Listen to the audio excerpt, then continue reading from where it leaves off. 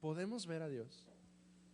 Esta ha sido una pregunta inquietante estoy seguro, durante mucho tiempo para algunos de nosotros. Hemos escuchado, de hecho, y lo hemos escuchado y algunos nos hemos encontrado con esos pasajes en la Escritura. Nadie puede ver a Dios. Y si bien es cierto, hay algunas personas que pueden afirmar haber visto al Señor de alguna manera, en algún tipo de visión o algún tipo de experiencia especial, y no dudo de ella y lo valoramos y lo escuchamos como un testimonio de su experiencia con Dios. Hemos escuchado a hermanos nuestros compartir experiencias así. De hecho, la pregunta surge porque esta semana en una de las células, una de las señoritas de la célula me dice: pastor, yo vi al Señor el otro día y sonreí y se me queda viendo bien serio y me dice: ¿no se ríe? ¿Es en serio? Yo lo vi. Y en alguna otra ocasión, algún otro de nuestros hermanos me compartía una experiencia así. Estaba yo en tal lugar y de pronto vi al Señor detrás de mí. Y yo sé que esas experiencias son válidas porque es el trabajo del Señor con cada una de esas personas. Bueno, de hecho, en el mundo del Islam hay muchas personas que afirman haber tenido visiones con Isa, que es el nombre árabe de Jesús, presentándose con ellos e invitándoles a seguirle. Entonces, sí, escuchamos estos testimonios en particular y nos asombra, aunque con todo, la Escritura afirma: Dios es espíritu. Cuando hay un diálogo entre Moisés y Dios, él dice: ninguno puede verme y seguir vivo. Y sin embargo, porque al final quiero llegar a este punto, probablemente muchos de nosotros no podamos literalmente verlo, pero no significa que Dios no esté presente en nuestras vidas siempre. Y por eso hoy quiero abordar este asunto con esta pregunta: ¿qué es mirar a Dios? ¿Cómo vemos a Dios presente en nuestras vidas? Si bien algunos de nosotros no lo podremos ver literalmente, hay algunas personas que afirman haberle escuchado alguna vez. Yo soy uno de ellos. Alguna vez escuché la voz de Dios así, oírlo. Pero si bien es cierto que muchos quizá no vamos a tener este tipo de experiencias tan extraordinarias, tan significativas, entonces, ¿qué es ver a Dios y cómo podemos estar seguros de que Dios está presente siempre en nuestras vidas? Y hoy quiero compartir 3 ideas muy sencillitas, muy simples.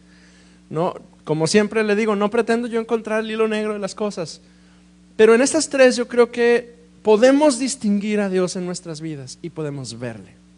Entonces, acompáñenme en esta meditación juntos.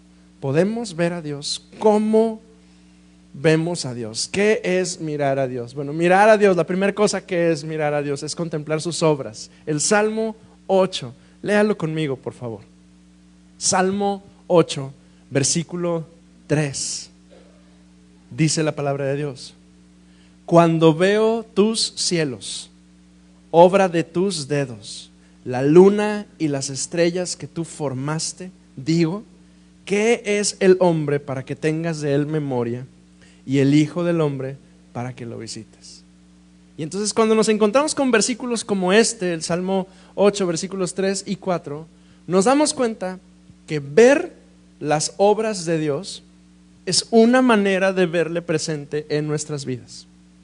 La creación, usted despierta y usted y yo tenemos una bendición que la gente no sé, de Matamoros o de algún otro lugar no tienen, ¿verdad? De Nuevo Laredo no tienen esta bendición. Usted sale de su casa y para donde voltee va a ver un cerro. Y decía un buen amigo mío, y nunca lo va a ver igualito, siempre lo va a ver distinto. Algunos de ustedes incluso tienen la bendición de abrir su ventana y ver ahí el cerro de la Silla, o el cerro de las Mitras, o de perdido el cerro del Topo Chico, ¿verdad? Ahí está presente. Y nos asombra, ¿verdad?, verlo. La creación, cuando usted voltea y ve la creación es un pergamino desplegado de las maravillas de Dios. Desde la mañana hasta la noche. O sea, usted despierta y si le toca como a mí despertar y todavía ver oscurito, usted alcanza a ver alguna de las estrellas ahí presentes y dice, wow, increíble. Y escucha los pajaritos. Tenemos un nido de palomas afuera de la casa que ya nos está dando problemas, pero los escuchamos por ahí cucucuquear y nos asombra, ¿verdad? La creación, los animales, las estrellas, el clima. La creación es un pergamino desplegado de las maravillas de Dios. No podemos ser indiferentes a los recados que Dios nos da día a día sobre su presencia real en nuestras historias personales a través de la creación. Cada día, amado, amada, usted recibe un recado de Dios. Cuando ve el sol, cuando respira, cuando sale un poquito desabrigado y siente el fresquecito, cuando escucha a algún pajarito cantando, cuando observa el cielo en esplendor con esas nubes maravillosas que de pronto tenemos, cuando llueve estrepitosamente.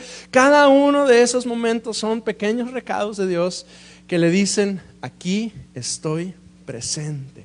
Los cielos, las estrellas, los eventos naturales, algunos de ellos como los que acaban de suceder en el Pacífico, que son terribles y complejos, ¿verdad?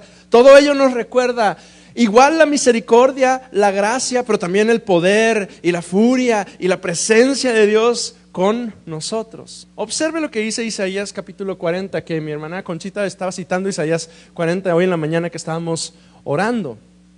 Isaías 40, versículo 25 dice, ¿a qué pues me haréis semejante o me compararéis? Este es Dios hablando, ¿sí? Este es el Señor mismo hablando. El salmo es el salmista David expresando su asombro de Dios. Este es Dios mismo que está hablando. ¿A qué pues me haréis semejante o me compararéis? Dice el santo. Levantad en alto vuestros ojos y mirad quién creó estas cosas. Él saca y cuenta su ejército y a todas las llama por sus nombres. Ninguna faltará. Está hablando de las estrellas en el cielo. Tal es la grandeza de su fuerza y el poder de su dominio. Nuestro Dios cuenta las estrellas. O sea, un día le dijo a Abraham, a ver, cuenta las estrellas. Y ahí está Abraham, empezó, contó, ¿no? 1, 2, 3, 4, 5. Y no terminó, ¿verdad? Pero nuestro Dios conoce cada una de ellas y le ha puesto nombre a cada una de ellas. Vemos el poderío de Dios al mirar toda la creación. De hecho, Dios se revela al ser humano a través de su creación. Hace unos días leíamos este versículo que dice que las nubes son el polvo de sus pies, y yo les decía, no es que Dios tenga unos piesotes gigantes, ¿verdad? Y que la nube sean literalmente el polvo. Es una manera de presentarnos poéticamente la grandeza, la magnificencia de nuestro Dios, y que al ser humano, es decir, a usted y a mí, nos dice, acuérdate que aquí estoy presente. La observación y la meditación de Dios a través de la creación ha inspirado a creyentes, a mujeres y hombres piadosos a lo largo de la historia a acercarse más a Dios. Y probablemente a usted le haya pasado alguna vez. Alguna vez usted se sintió pues no tan cerca, no tan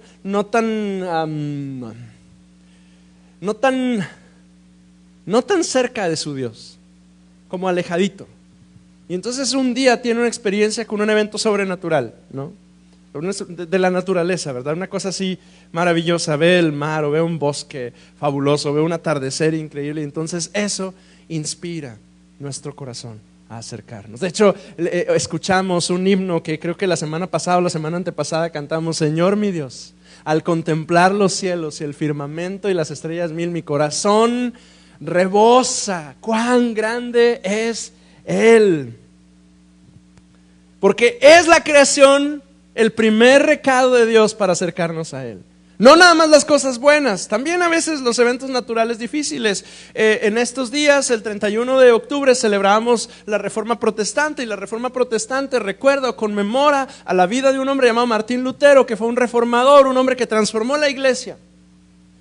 Pero Martín Lutero se acercó a Dios porque un día estaba en una crisis existencial terrible y caminando en medio del campo le cae un rayo y sobrevive. O sea, a Martín Lutero, el gran reformador, literalmente ser alcanzado por un rayo, lo motiva, oiga, ya sí, ¿no? Lo motiva a acercarse a Dios y buscarle concienzudamente, y producto de esa búsqueda del Señor resulta en la reforma de la iglesia. Oiga, es que incluso esas experiencias difíciles que probablemente algunos de nuestros hermanos o gente piadosa está teniendo en estos momentos, que perdieron todas sus cosas en Acapulco o en el Pacífico, algunos de ellos están experimentando eso, y este es el motivo para acercarse a su Señor. Y a usted también le ha pasado probablemente, y a mí también. Una cosa difícil de la naturaleza nos motiva a buscarle.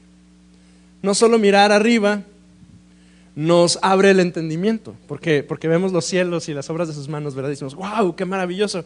Pero contemplar hacia adentro también nos motiva. El Salmo 139, versículo 13 dice, tú formaste mis entrañas, tú me hiciste en el vientre de mi madre, te alabaré porque formidables, maravillosas son tus obras, estoy maravillado y mi alma lo sabe muy bien.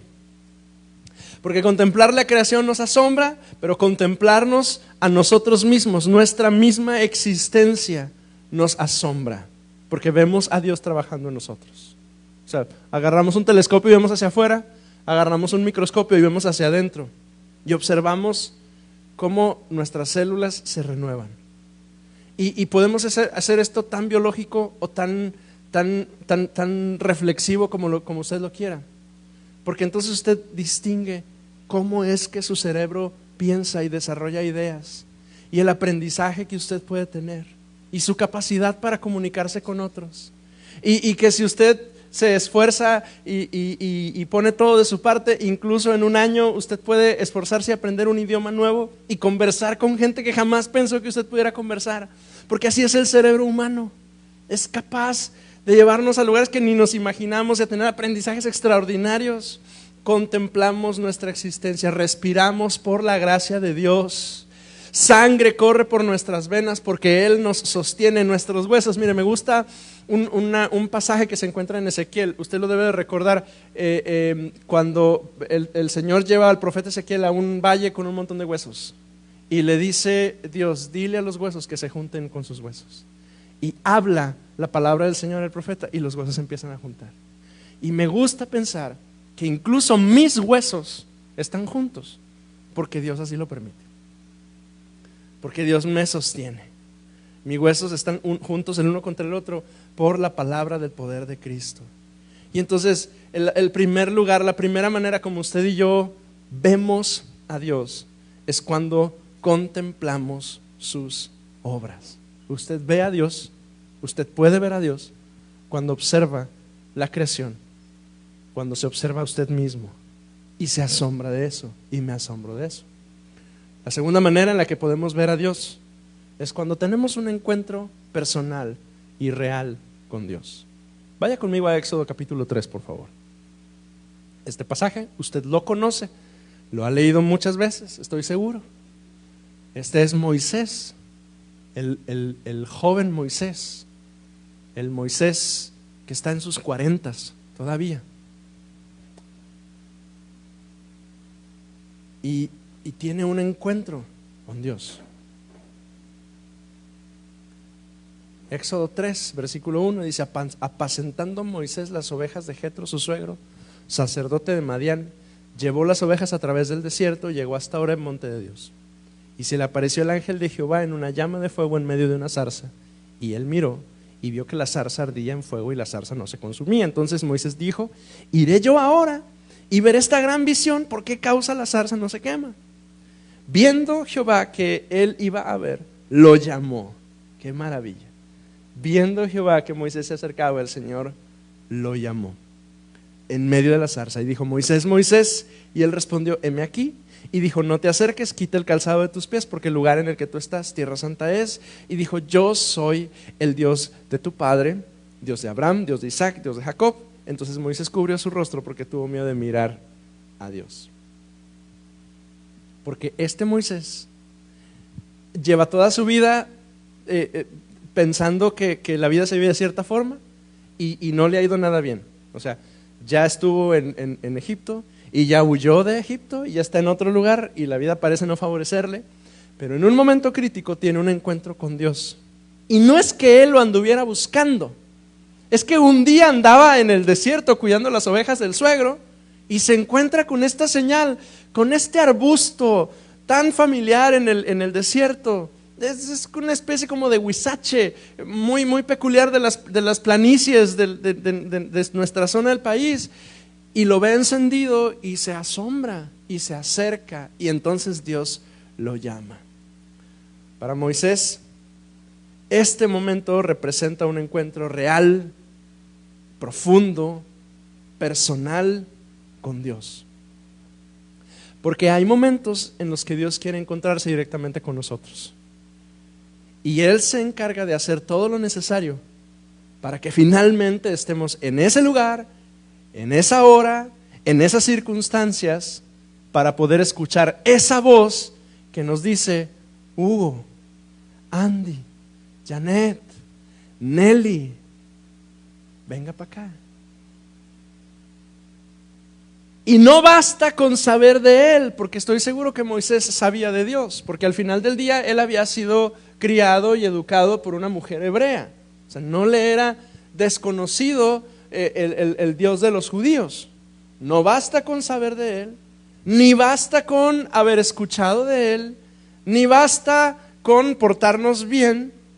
Es necesario ese encuentro único, tan especial, al cual todo hombre y mujer somos llamados a acercarnos personalmente con nuestro Dios. Y quienes hemos tenido esa experiencia, sabemos que ese momentito en el que finalmente te encuentras con Dios es totalmente otra cosa a lo que hayas experimentado antes. Y puede que yo, como en mi caso, haya estado yo en la iglesia desde que era un niño, pero ese momento en el que finalmente lo conocí, ese encuentro es inesperado, pero es maravilloso. Un encuentro con Dios se da en ocasiones a veces súper inesperadas. En el caso de Moisés fue en medio del desierto. Y en el caso de algunos de nosotros fue aquí en algún templo, en alguna iglesia. Algunos otros andábamos por ahí caminando en alguna plaza y alguien se nos acercó y empezó a conversar con nosotros y tuvimos un encuentro con Dios. Miramos a Dios cuando distinguimos que nos hemos encontrado con Él. Y amado, tú has visto, algunos de nosotros hemos visto a Dios cuando recordamos ese momento en el que finalmente nos encontramos con Él. ¿Cómo vemos a Dios? Cuando contemplamos su creación. ¿Cómo vemos a Dios cuando tenemos encuentros así, tan especiales, tan precisos con Él? Y la tercera cosa, ¿cómo vemos a Dios? Cuando somos librados de situaciones críticas. Vaya conmigo a 1 Samuel 21, por favor. Este es un pasaje que por sí mismo parece no decirnos mucho. 1 Samuel, capítulo 21, versículo 10. Dice la palabra del Señor. Para tener un poquito de contexto, David, el general del ejército David, ha servido a su rey durante unos buenos años. Hace algunos años un profeta se acercó con él, derramó aceite sobre su cabeza y le dijo: tú vas a ser rey. Pero ese acto quedó pues en su memoria y aparentemente en el olvido. Pero durante los últimos años David, el soldado David, que eventualmente se convierte en el guardia David y luego en el general David, ha servido a Saúl su rey fielmente. Hasta que en algún momento Saúl, el rey, dice la palabra que se vuelve loco y empieza a planear matar a este tal David. Y confabula para matarlo y perseguirlo. Y al principio David se mantiene como protegido dentro del ambiente militar de la corte del rey, porque al final del día era un hombre favorecido, porque él había sido uno de esos que habían librado a Israel de enemigos y había vencido un montón de batallas. Entonces él al principio se siente como seguro, como en paz, como que bueno, sí es el rey, pero no creo que me pueda ir tan mal, pues al final del día como quiera es el rey y es mi suegro, ¿verdad? Pero pronto se da cuenta que ser su siervo y ser su yerno no es como tan favorable, ¿verdad? Y entonces Saúl empieza a perseguir a David, hasta el punto en el que David se rinde y decide dejar todo lo que tiene y prefiere agarrar todo lo suyo e irse lejos. Y en el camino se encuentra con un sacerdote con quien tiene allí un diálogo y demás. Se arma porque se lleva, aparentemente se lleva o se roba una espada muy valiosa y finalmente huye. Primero de Samuel capítulo 21 versículo 10 dice: y levantándose David aquel día, huyó de la presencia de Saúl y se fue a Aquis, rey de Gat. Y hasta ahí ese versículo puede no decirnos mucho. Pues decimos, bueno, pues se fue con alguien más, ¿no? Pero resulta que Aquis, rey de Gat, es un rey enemigo de Israel, que es rey de una nación que hoy nos suena, ¿verdad? Porque se parece mucho al nombre de un grupo de personas con quien existe un conflicto hoy en Medio Oriente. Aquis, el rey de Gat, es un rey filisteo. David huye con Aquis. Y los siervos de Aquis le dijeron, pues ¿no es este David, el rey de la tierra? Porque, paréntesis, ya se oía esta fama de que ese hombre hace algunos años había sido ungido para ser rey después de Saúl. ¿No es este David, el mero, el general del ejército, el que gobierna, el que manda?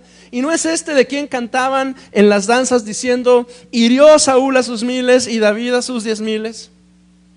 Verso 12, y David puso en su corazón estas palabras y tuvo gran temor de Aquis, rey de Gat.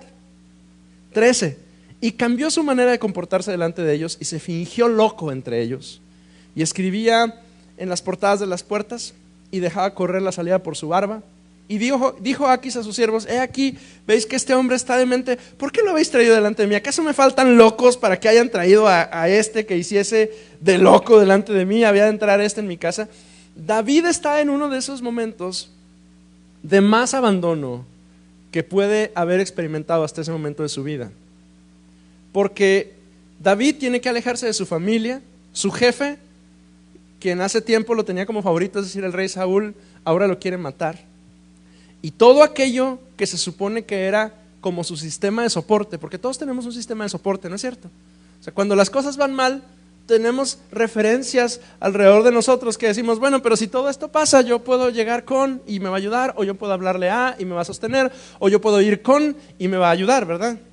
Pues todo el sistema de soporte de David se vino abajo. Está huyendo y huye con sus enemigos, y justo cuando se ve rodeado de enemigos por todas partes, enemigos en casa, enemigos persiguiéndolo, enemigos frente a él, hace algo inaudito. La Nueva Traducción Viviente dice: así que se hizo pasar por loco, arañando las puertas y dejando que la saliva escurriera por su barba. Y finalmente Aquis dijo, ¿para qué me traen a este loco? Ya tenemos suficientes de ellos aquí. Y permítame decir esto. Este es David. Y ese día, David, en medio de esa circunstancia tan difícil, tan compleja y con esa conducta tan extraña, David pudo ver a Dios actuar a su favor. Y tú y yo, cuando decimos, pues, se puso como loco, la baba le corría por la barba, decimos, ¿cómo es posible? ¿Cómo dices, Hugo, que David vio a Dios ese día? Lo que pasa es que su testimonio de ese día no queda registrado en el libro de Samuel. Su testimonio de ese día queda registrado en el Salmo 34. Busca el Salmo 34 y léalo conmigo. Ese día que David es librado de la mano de sus enemigos, de todos ellos, los que lo perseguían, los que dejó en casa, los que venían contra él, y el rey Aquis que estaba delante de él, ese día cuando lo sacan de la presencia del rey Aquis de Gat, él escribe: bendeciré a Jehová en todo tiempo, su alabanza estará de continuo en mi boca. En Jehová se gloriará mi alma, lo oirán los mansos y se alegrarán. Engrandeced a Jehová conmigo y exaltemos aún a su nombre. Busqué a Jehová y él me oyó y me libró de todos mis temores. Los que miraron a él fueron alumbrados, sus rostros no fueron avergonzados. Y tú dices, vergüenza te debería dar, David, ¿cómo estabas tirado? No, él dice, pues así estaba yo, actuando como loco, pero ese día yo no fui avergonzado. Este pobre clamó y lo oyó Jehová y le libró de sus angustias. El ángel de Jehová acampa alrededor de los que le temen y los defiende. Gustad y ved que bueno es Jehová, dichoso el hombre que confía en él. Temed a Jehová vosotros sus santos, pues nada falta a los que le temen. Los leoncillos necesitan y tienen hambre, pero los que buscan a Jehová no tendrán falta de ningún bien. Jehová redime el alma de sus siervos y no serán condenados cuantos en él confían. Tú y yo podemos ver a Dios cuando somos librados de situaciones críticas. Y tú has visto a Dios en esos momentos, estoy seguro que sí.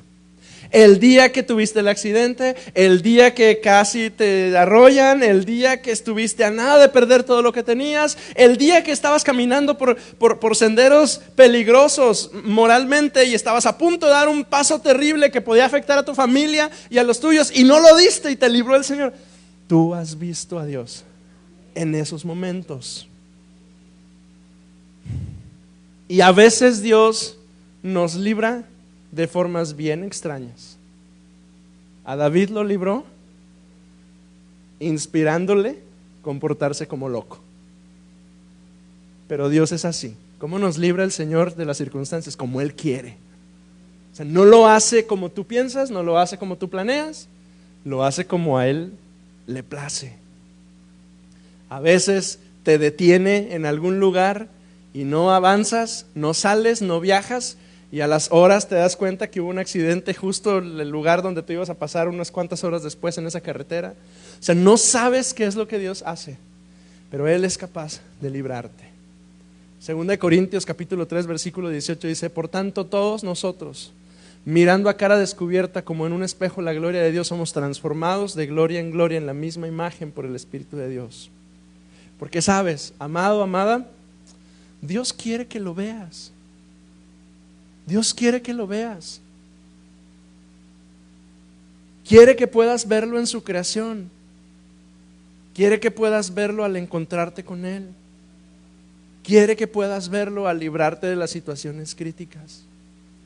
Y esos momentitos son únicos, son extraordinarios, son súper especiales, son pivotes, son pequeñas estancias que producen en ti y en mí una madurez espiritual que no hubiéramos podido tener a menos que pasáramos por ese momento. Y es tan especial, es tan valioso y es tan importante. Circunstancias donde estamos en presión, lucha, sufrimiento, prueba, pero Dios designa esos momentitos para que podamos encontrarnos con Él. Y yo quiero plantear algunas preguntas, porque al final del día todos vemos la creación, ¿sí? Muchos de nosotros hemos tenido un encuentro personal con el Señor y muchos de nosotros hemos tenido circunstancias cruciales que han transformado nuestras vidas o que han sido oportunidades para transformar nuestros días. Pero ¿por qué si todos pasamos más o menos por las mismas crisis? ¿Por qué si todos tenemos más o menos los mismos problemas?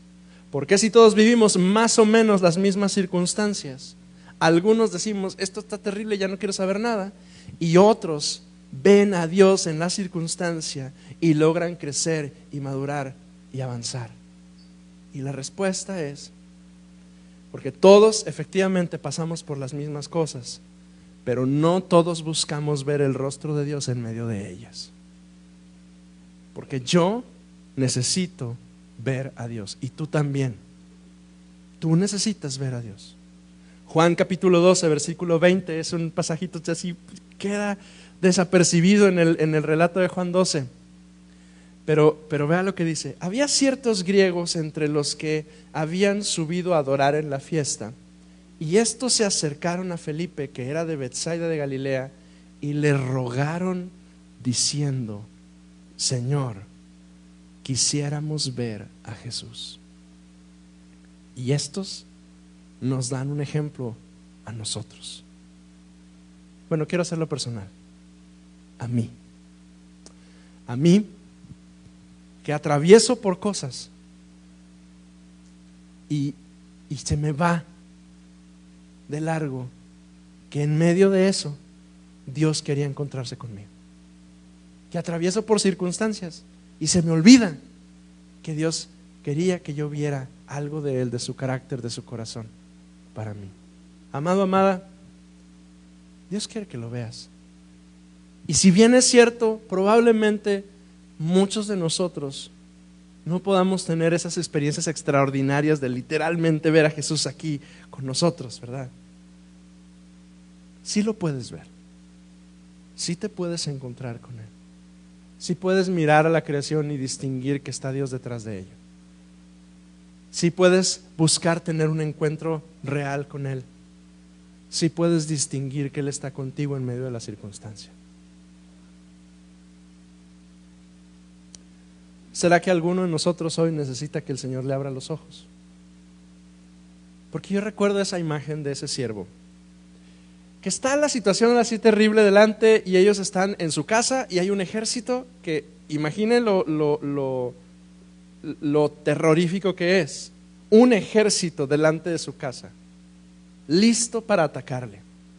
O sea, alguna vez en una casa donde vivimos, Lorena estaba sola y hubo 5 soldados que llegaron a revisar y Lorena se asustó muchísimo. 4 soldados. Imagine un ejército delante. Y el siervo está asustado. Y el profeta dice, tranquilo.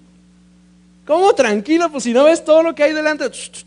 Señor, abre sus ojos para que vea, dice, que más son los que están con nosotros que los que están en nuestra contra. Y dice la palabra de Dios que los ojos de el siervo Giesi fueron abiertos y se dio cuenta.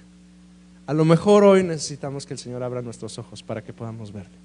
Alguno probablemente hoy nos hemos sentido solos, nos hemos sentido lejos de su mano y pensando que Él no está. Pero amado, sí está y está muy presente. Sí está y no te ha dejado. Es más, sí está y tú has querido que te deje quizá, pero no te ha soltado. Aquí está contigo. Solo necesitas verle. Quizá hoy debiéramos orar como estos griegos, diciendo, queremos ver a Jesús.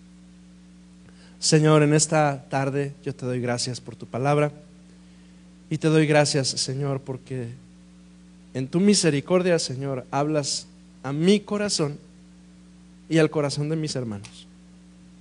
Te doy gracias, Señor, porque hoy tú me recuerdas que tú sí estás presente, que quizás, Señor, las circunstancias, mis pensamientos, las situaciones que de pronto vienen y nublan mi perspectiva de las cosas, me hacen pensar, Señor, que tú te has ido, pero tú no te has ido.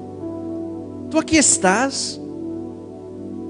Cuando veo los cielos, la obra de tus manos, digo, ¿qué es el hombre? ¿Qué soy yo, Hugo, para que tú te acuerdes de mí? Pero tú me recuerdas unas líneas después que me has escogido, me has llamado, me conoces por nombre. Y yo te doy gracias, tantas gracias, Dios. Miro las estrellas, miro la naturaleza, veo mi propio cuerpo, reflexiono en la manera en la que mi mente funciona y distingo que tú estás ahí detrás. Y no tengo manera de negar, Señor, tu presencia en mi vida.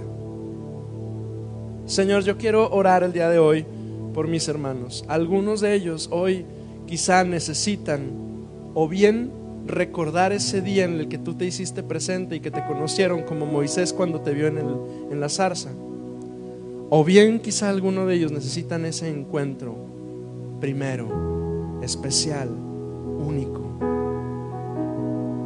Yo quiero rogarte, Señor, si alguno de mis hermanos necesita o recordar o tener ese encuentro contigo, Señor, que no pase del día de hoy,